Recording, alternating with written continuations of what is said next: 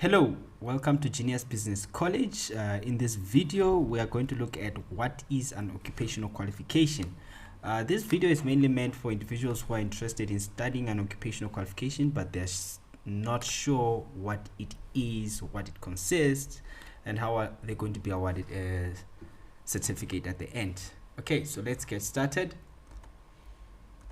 Our objectives are, we're going to look at what is QCTO and how to check if an institution is accredited with QCTO, understanding an occupational qualification, and then internal assessments, what is EISA, certification, and then QCTO skills programs.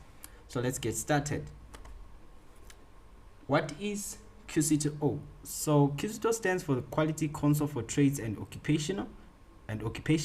Is a quality council established in 2010 in terms of the Skills Development Act, Act 97 of 1998 as amended in 2008.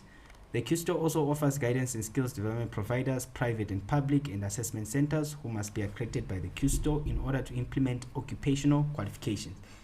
So in short, QCTO is a quality council. There are three quality councils, which is QCTO itself, Umalusi, and then the CHE, which stands for Council of Higher Education. Okay, so for you to check more information about the QCTO, I'm going to go to the QCTO's website so you can be able to see that. So I'm just going to close my screen here and then switch to. So when you just go to Google, you just type QCTO. Okay, you can just type QCTO. And then you'll see the website, which is welcome to QCTO. The first one is qcto.org.za. You just click it. Okay, so this is the official website for QCTO. So you can learn more about QCTO by just checking all the information that's here. But if you want to see if an institution is accredited, you can just go to services and then you go for skills development providers. Then you look at list of skills development providers. You just click on it. You can do this even on your smartphone as well. Okay, so it's just loading. Okay, because the database is very huge, so sometimes it takes a while.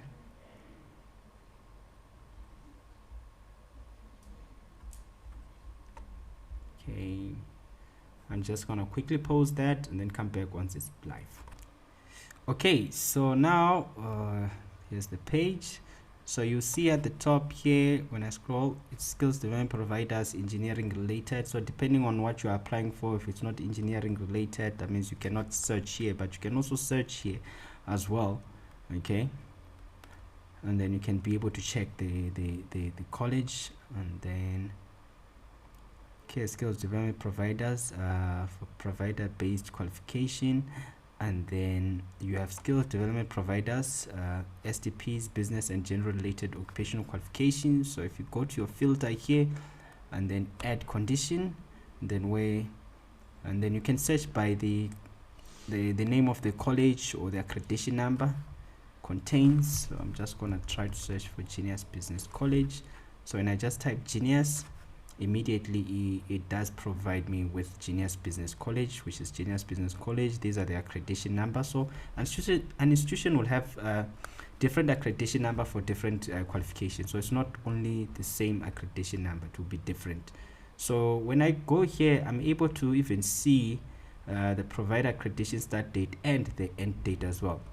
Now this is a database, so sometimes you might find you don't see the college here. Don't panic yet. You have to make a call. You can just contact QCTO, then QCTO will verify for you, because sometimes you find that they haven't updated the database yet. So when you search and then you find out that the college is not there, then you think it's a bogus.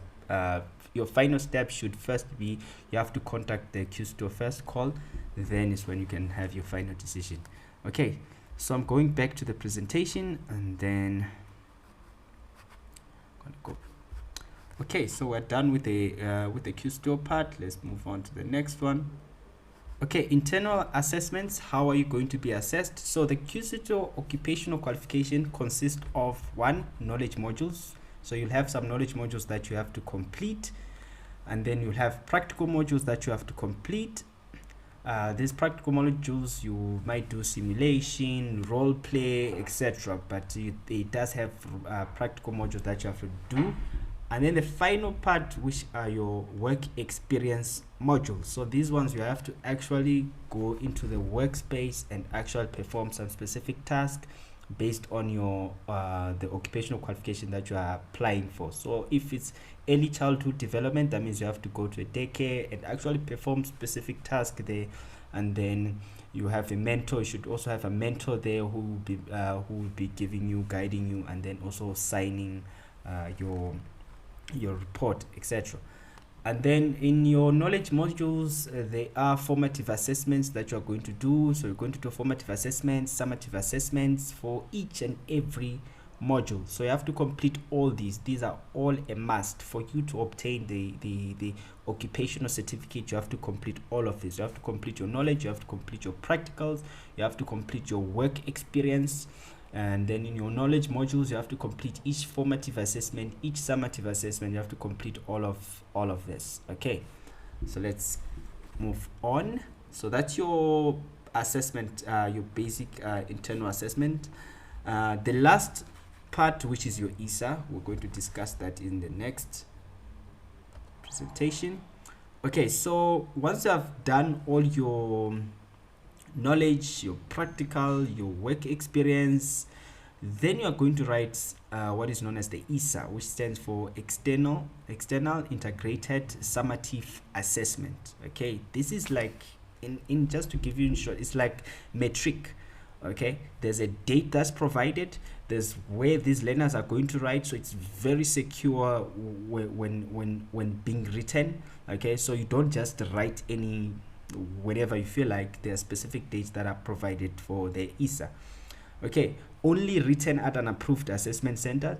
So there are assessment centers all over South Africa where you are going to write your EISA. It's at an approved assessment center. Now your college where you enrolled for will provide all of this, will guide you in terms of where to write your assessment. Maybe the college is offering e-learning or if it's face-to-face. Okay, a learner has to complete all modules and receive statement of results from the college in order to write the EISA. So for you to be approved, for you to write the EISA, you have to first you have to complete all the modules, just like what I stated, your knowledge, your practical, your work experience, and then the college will issue you with a statement of result. That statement of results will be like your passport for you now, like, okay, yes, you are approved, you can go and write your EISA. Without that, you cannot write your EISA.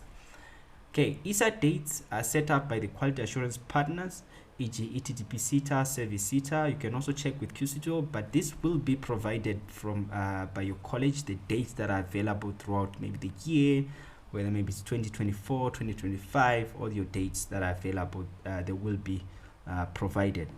They will also state when they expect you to also maybe write your EISA, because if your qualification is for 12 months, you cannot just quickly do it in 1 month, which is impossible, and then expect to just write the EISA the following date because you're just rushing for something else. There are steps and processes that even the college has to follow. Okay, you can prepare yourself for the EISA by looking at the qualification assessment specification. Now you can get this from your institution as well. Okay, make sure that they provide you also with the assessment specification so that you know what actually should I know in this occupational qualification that I'm doing. There are also past papers that you can get from relevant SETAs. Okay, so maybe for ECT you can get them from ETDP SETA, maybe qualification related to Service SETA, you can get it with Service SETA, but there are past papers that are available that you can get. So the EISA preparation is very critical, that from the start know that the end goal, there's an EISA that is awaiting for you. Okay, yeah, so you have to be constantly preparing towards that. You have to know that your institution is also constantly preparing you for that. At Genius Business College, we do offer a mock EISA test, so it's more like of an EISA that we prepare you for that for the EISA. Okay. And then certification, colleges are not allowed to print their own certificates for occupational qualifications. So guys, if you receive a certificate, an occupational certificate in early childhood development, and then there's a company logo, there's etc, just know that it's not true. You need to receive an occupational certificate. You should receive it from QCTO. So there will be a QCTO logo. There will be all the information of QCTO only. There won't be any college detail. And then your college will give you a statement of results. Okay, so the college only is allowed to issue a statement of results, not a certificate. So be careful with that, because you find that you are done and then they say, okay, you are done with the course, here's your certificate, company logo, etc, and then this is it. No, you have to receive that so that you know you are recorded, it's recognized.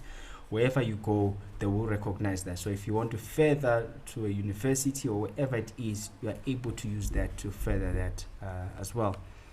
Okay, so that's what certificates are issued by QCTO, and then it will take 21 days for QCTO to issue learner certificates after assessment of the EISA. Now, please note, this is QCTO stating 21 days, so that's their terms.